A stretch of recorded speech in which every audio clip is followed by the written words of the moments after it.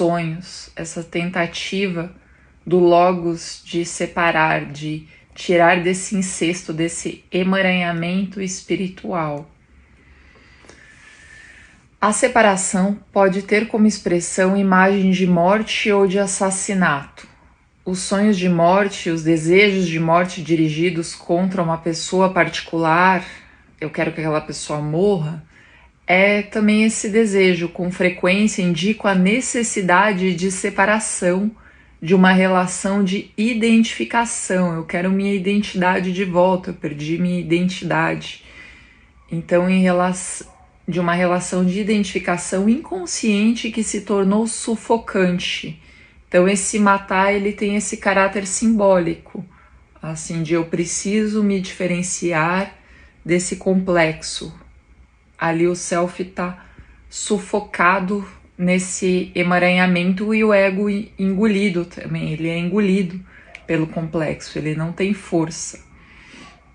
Um processo de separação pode ser anunciado pelo aumento de conflito e do antagonismo em um relacionamento antes amigável.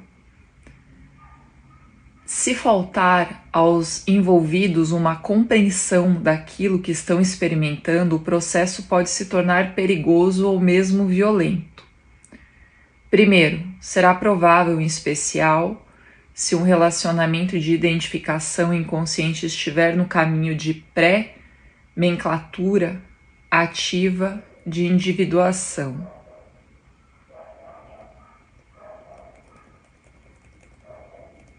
Então eu vou infringir, não vai ter uma proteção em relação àquela pessoa. Eu preciso me separar daquele complexo, eu preciso me desvincular da minha sombra para seguir a vida. Então, como isso se constela ali no emaranhamento familiar, nesse ambiente familiar, eu vou infringir muitas vezes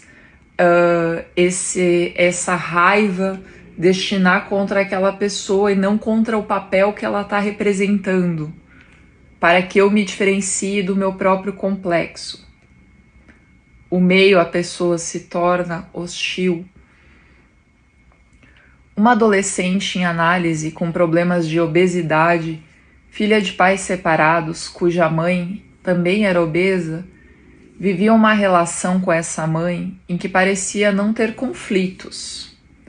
Ao começar a análise, rapidamente iniciou o processo de diferenciação com a mãe. Então, até ali não havia conflito.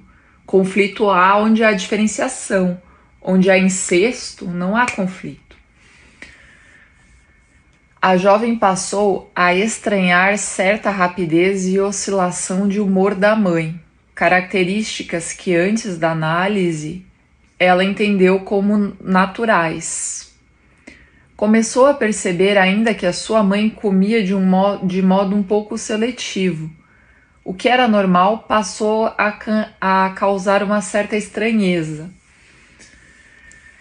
Gradativamente, observava que o seu vínculo com a sua mãe era reforçado pela comida. Era um pacto familiar em relação àquele alimento, né? A mãe vinha de uma família em que o afeto era basicamente expressado à mesa, na forma da refeição. A comida simbolizava o carinho. Quanto mais comia, mais ela interiorizava esse carinho. Quanto mais se oferecia comida, isso mais era entendido como um gesto dadivoso e de ternura. Então ela percebeu isso, que o afeto vinha através da comida, a diferenciação. Não é esse afeto que eu preciso, não é isso que alimenta. Entender que isso não alimenta mais seria talvez uma diferenciação. A oralidade inconsciente foi se tornando consciente para mim analisando a partir do momento em que o logos, aquilo entendido como princípio paterno ou princípio da lei, da razão, que estava ausente com a separação do pai, tornou-se operante e diferenciador. Então o pai ele representa isso. Muitas vezes ele não é e nem internalizou esse princípio paterno, mas simbolicamente, ou quem faz essa função, ou através da análise, ou a nossa psique constela esse princípio, essa lei que a gente, na fase adulta, precisa ter ela internalizada. Não vai mais ter um pai que vai vir dar limite. Então a jovem, que estava passiva em seu processo de individuação, começou a cuidar de si, melhorando seu desempenho escolar, aprendendo idiomas novos, zelando por seu corpo. Foi, portanto, diferenciando-se de seu complexo materno, que sufocava suas potencialidades até então adormecidas. Será que ela vai arrumar briga com essa mãe, à medida que vai se diferenciando ali, rompendo com aquele pacto familiar, inconsciente ali, com aquela visão se diferenciando? Assim, o processo de individuação rumo ao centro mais íntimo do sujeito, onde habita o homem interior, faz-se pela diferenciação, pela espada, não só da família biológica, mas os fortes complexos autônomos que se misturam ao eu. Aqui a gente pode pensar na sombra que rouba esse indivíduo de si, tornando-o passivo e cativo deles.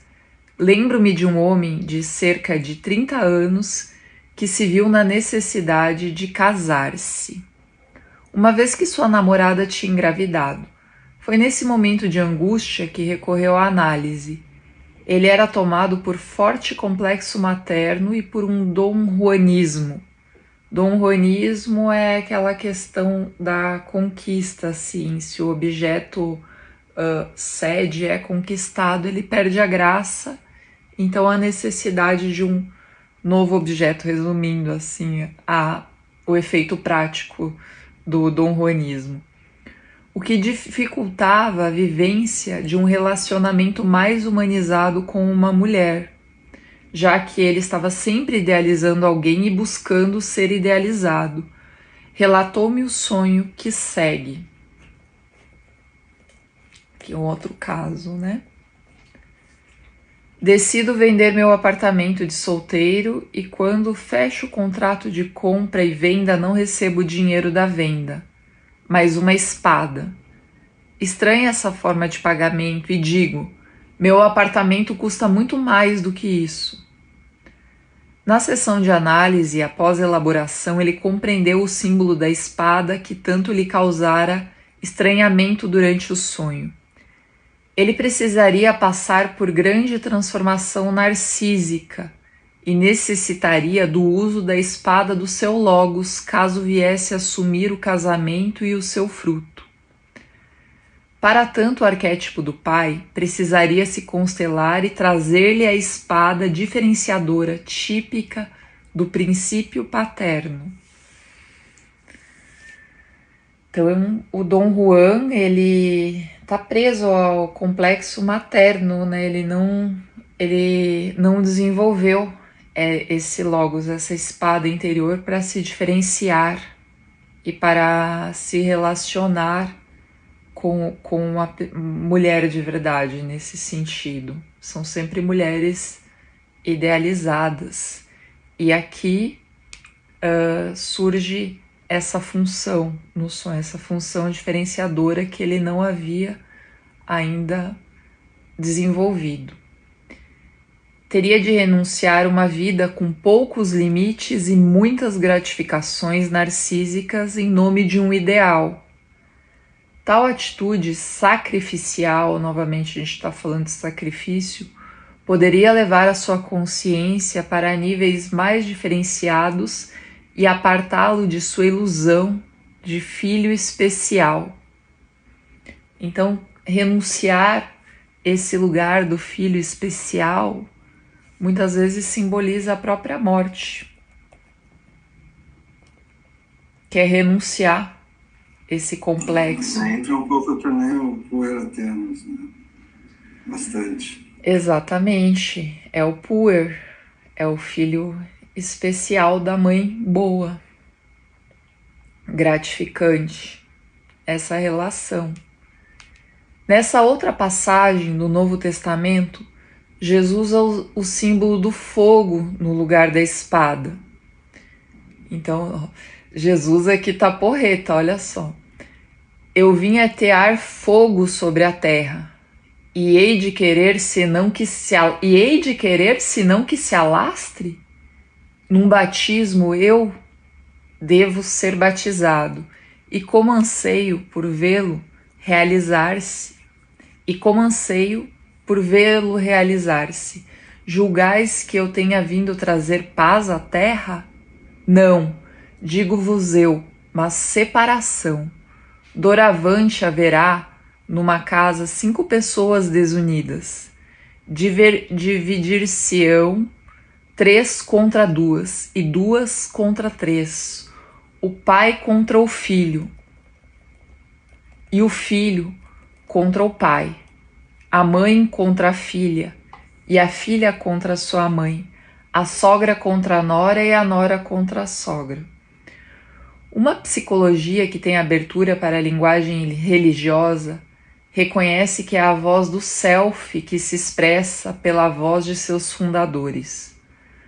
Podemos supor que foi o arquétipo central que se expressou por intermédio de Moisés, Jesus, Maomé e Buda, colocando-os como mensageiros de uma nova consciência. Então aqui foi dada a espada da diferenciação, esse poder do fogo que vem atear fogo para construir uma nova consciência. Até o fogo, o simbolismo do fogo, quando o fogo aparece nos sonhos, pode ser esse imperativo do self.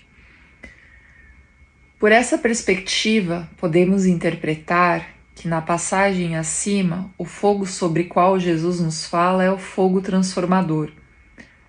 É o fogo do espírito, que catalisa as grandes transformações narcísicas, propiciando a diferenciação dos laços incestuosos típicos da família biológica e promovendo conflitos arquetípicos necessários para que o homem possa reconhecer que a psique tem necessidade intrínseca de autotranscendência.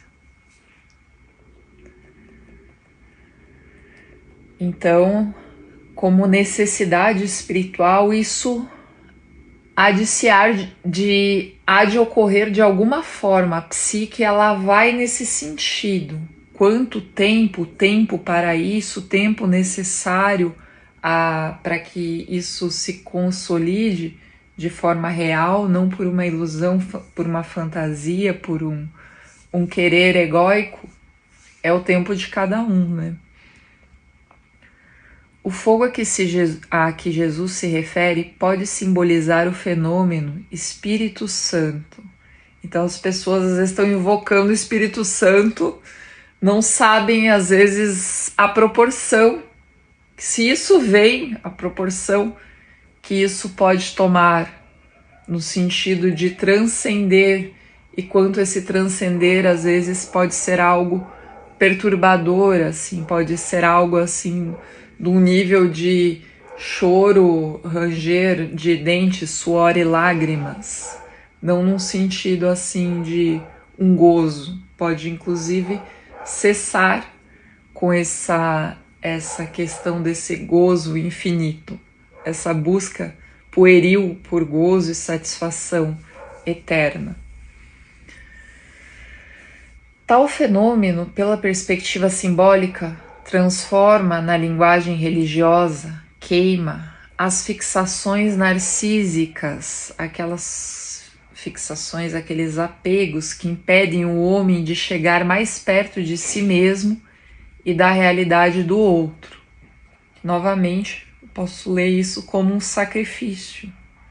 Então, às vezes, a gente precisa entender no processo de análise o que precisa ser sacrificado, o que está sufocando ali, o que está roubando, impedindo o desenvolvimento do potencial daquela pessoa. Raquel, essa passagem da Bíblia, só para eu me situar. Sim. É Lucas, Novo Tá. Testamento.